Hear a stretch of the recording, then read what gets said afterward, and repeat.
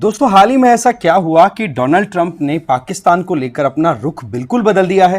वो Donald Trump जो कि पाकिस्तान को टेररिज्म के नाम पर बहुत ज्यादा क्रिटिसाइज कर चुका है, इवन एक फेल्ड स्टेट भी बोल चुका है, एकदम से पाकिस्तान पर इतना प्यार कैसे आया।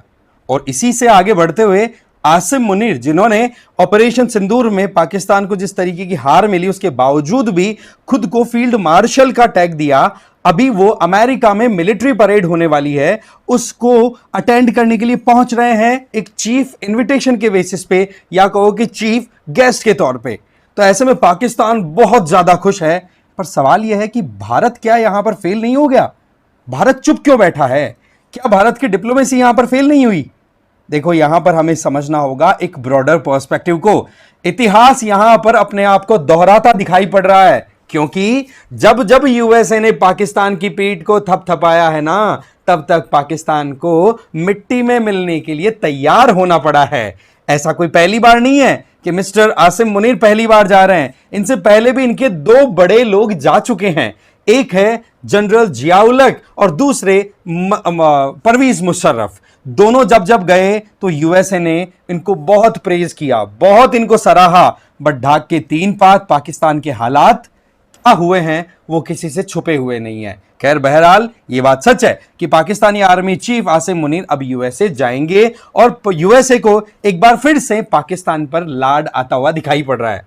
यहां पर हमें समझना होगा कि यूएसए जब किसी को अगर बहुत राजी राजी प्यार से बात करता है ना, तो मान के चलो उससे बहुत बड़ा मतलब निकालेगा।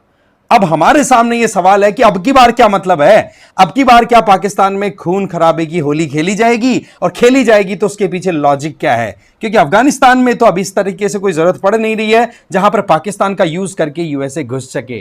तो क्या ईरान है? जानेंगे पूरा डिटेल में। आगे बढ़े उससे पहले देखो, एक आप मुझे फॉलो कर लीजिए इस क्यूआर कोड को स्कैन करके टेलीग्राम पर। दूसरा, सृजन मेंस प्रोग्राम हमारा रन कराया जा रहा है। कल देखो प्रीलिम्स का आपका रिजल्ट आ चुका है, तो ऐसे में जो लोग भी 2025 के लिए टारगेट करके चल रहे हैं उसको ज्वाइन कर लो भाई। क्यों? क्योंकि पिछले साल लगभग 192 इंडिविजुअल्स को सृजन मेंस प्रोग्राम का बेनिफिट मिला था। ठीक है, इसमें क्या होगा? जीएस के paper first, second, third, fourth चारों के अंदर आपकी proper classes, live answer writing, और उसमें आपकी हेल्प पूरी हो जाएगी, जिससे कि आपको मेंटरशिप दे दी जाए और एक तरीके से गाइडेंस भी दे दी जाए। टेस्ट सीरीज तो होंगी इसमें इंक्लूडेड, फिर भी आप इसको ज्वाइन करने के लिए इस क्यूआर कोड को स्कैन करके ज्वाइन कर सकते हैं। बाकी डिटेल्स वो डिस्क्रिप्शन बॉक्स में दी जा चुकी हैं। और जिन लोगों ने प्रीलिम्स क्वालिफाई कर लिया ना, वो तो देखो अपने आप ही उनको स्पेशल डिस्काउंट्स दिए जाएंगे। इसके अलावा फाउंडेशन कोर्सेज के ऊपर भी आपको अच्छा खासा एक पैकेज देखने को मिल जाएगा, जहां पर 2028 के लिए जो टारगेट कर रहे हैं यूपीएससी प्रारंभ 2028 ज्वाइन कर सकते हैं। 2027 वालों में देखो संकल्प ज्वाइन कर सकते हैं इंग्लिश और हिंदी वाले, और पिनेकल ज्वाइन कर सकते हैं कंप्लीट इंग्लिश में प्रिपेयर करने वाले। 2026 में जो लोग जाना चाह रहे हैं, जिनका टारगेट नेक्स्ट ईयर का, प्रहार ज्वाइन कर सकते हैं इंग्लिश और हिंदी वाले, और टाइटन ज्वाइन कर सकते हैं कंप्लीट इंग्लिश वाले। कोई भी डाउट हो तो ये नंबर दिए हुए हैं, इस पर आप कॉल कर सकते हो, सारे प्रॉब्लम्स को सॉल्व कर दिया जाएगा। तो बात कुछ ऐसी है कि 1980s के टाइम पर जियाउल हक भी गया था अमेरिका के विजिट पे, रोनाल्ड रीगन ने वेलकम किया था और बहुत प्रेज किया था। और दूसरा फिर वेलकम किया था जनरल परवेज मुशर्रफ को। दोनों प्रेसिडेंट बन गए थे, देखो खुद ही खुद से अपनी ताकत के दम पर। आर्मी तो आपको पता है पाकिस्तान में कुछ कर ही सकती है, तो जॉर्ज डब्ल्यू बुश ने उनको इनवाइट किया था।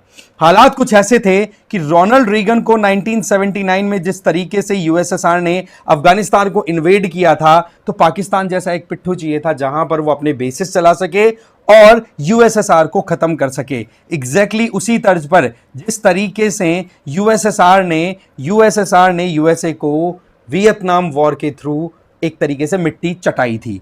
दूसरी तरफ जब 9/11 अटैक हुआ था 2001 में, तो उस टाइम पर टेररिज्म को कंटेन करने के लिए यूएसए की तरफ से पाकिस्तान को अप्रोच किया गया था कि आप हमें अपनी जगह यूज करने दो, नहीं तो तुम्हें पत्थर के काल में पहुंचा देंगे, स्टोन एज में पहुंचा देंगे। तो पाकिस्तान ने सरेंडर कर दिया कि बोले ठीक है, कोई बात नहीं, अबू आ जाइए आप और हमारी हेल्प, आप हमारी जमीन यूज करो, हमारे रिसोर्सेज यूज करो। अब आसिम मुनीर का नंबर है, तो आसिम मुनीर में किसका क्या टारगेट होगा देखो। तो एक तरफ क्या हो गया, अफगानिस्तान से यूएसएसआर को निकालना, दूसरा अफगानिस्तान के अंदर ही तालिबान जैसे जो रईस कर रहा था, या फिर कहें कि तालिबान भी सपोर्टेड अलकायदा जैसे टेररिस्ट ऑर्गेनाइजेशन थे, उनको कंटेन करने के लिए पाकिस्तान की हेल्प ली। अब जो है वो है अगला टारगेट ईरान। ये सीधा सीधा दिखाई पड़ रहा है। अब देखो पाकिस्तानी चीफ आर्मी चीफ हैं वो 250वीं एनिवर्सरी। अच्छा, अब की बार एक बड़ा कोइंसिडेंस गजब का है कि यूएस प्रेसिडेंट डोनाल्ड ट्रंप है ना, उनका बर्थडे भी सेम डे आ रहा है। तो ऐसे में ये बड़ा स्पेशल होता हुआ दिखाई पड़ रहा है। एक तरफ जहां पर इंडिया के साथ में अपनी एंगेजमेंट यूएसए बढ़ा रहा है, तो वहीं पाकिस्तान के लिए भी अब एक बार फिर से प्यार जग उठा है। और उसके पीछे कई ऐसे स्टेटमेंट्स आए जहां जैसे कि यूएसए के जो जनरल हैं, ठीक है, नाम है माइकल कुरीला, उन्होंने पाकिस्तान के फील्ड मार्शल आसिम मुनीर को प्रेज किया है कि ये भाई काउंटर टेररिज्म के लिए काम करने वाले लोग हैं। अरे भाई, अमेरिका ही चाहता तो टेररिज्म की प्रॉपर डेफिनेशन क्या यूएन में फाइनल नहीं हो सकती थी? पर होता क्या है, एक देश के लिए जो टेररिज्म है वो दूसरे देश के लिए हथियार है। तभी तो Pakistan good terrorism, bad terrorism ये कर करके और लोगों को बावला बनाता आया है। बट अब इंडिया ने तो सीधा एक चीज कह दी है कि भाई अब गुड और बैड नहीं होगा, पाकिस्तान भी नहीं होगा, अब इंडिया वर्सेस टेररिज्म, ये सीधी बात है।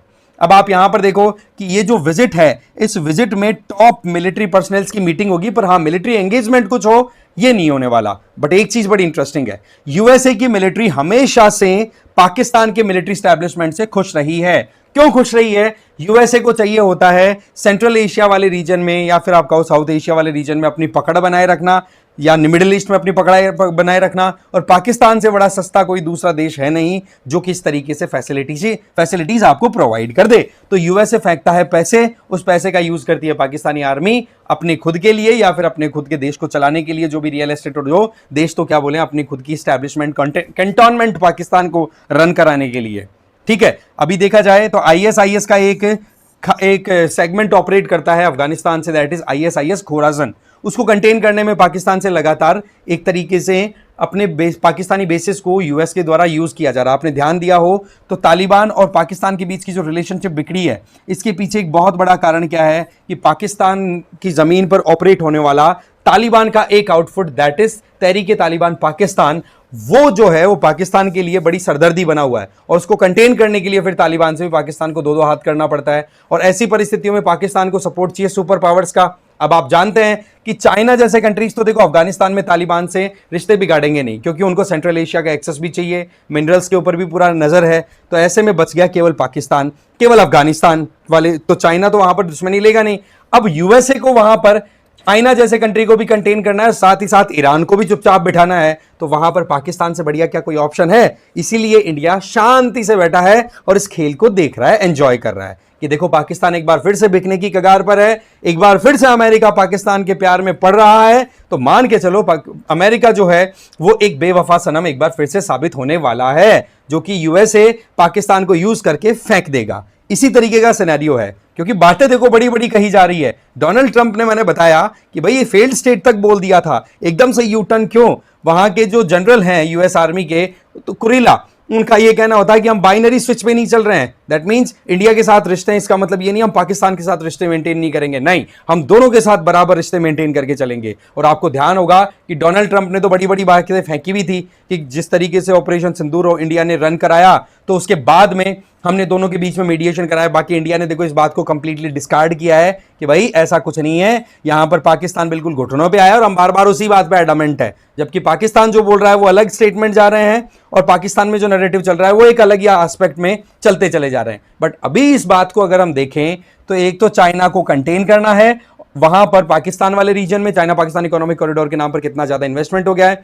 दूसरा, आपने देखा होगा कल मैंने एक वीडियो रिकॉर्ड किया था जिसमें पाकिस्तान अपने एयर डिफेंस के लिए जर्मनी के दरवाजे खटखटा रहा है। तो ऐसे में क्या जरूरत पड़ी भाई चाइना से उधर जाने की? चाइना पे तो बड़ी रिलायंस थी पाकिस्तान की। तो इसके पीछे लॉजिक क्या रहा है कि अमेरिका का दबाव डेफिनेटली उन पर बन रहा है कि भाई दूसरे कंट्रीज से आप एंगेज करो पर चाइना के साथ में नहीं। और रही सही में जब अमेरिका अपने पाकिस्तान के पड़ोस में कहीं पर जाकर के कुछ करना चाहे, तो देखो ईरान इसका मेन सरदर्दी बना हुआ है यूएसए का, खमेनी, तो उसके लिए टारगेट करने के लिए रास्ता फिर पाकिस्तान से ही निकलता है। तो ये जो चीज है यहां से आपको समझ में आ गया होगा कि इतिहास ने एक बार फिर से खुद को दोहरा दिया, जहां पाकिस्तान की आर्मी पाकिस्तान को एक बार फिर से गिरवे रख रही है यूएसए के कदमों में। और इस बात को लेकर के हम इसलिए आसक्त या फिर कहें हम इसलिए ज्यादा टेंशन में नहीं है क्योंकि हमें पता है कि यूएसए क्या करने वाला है।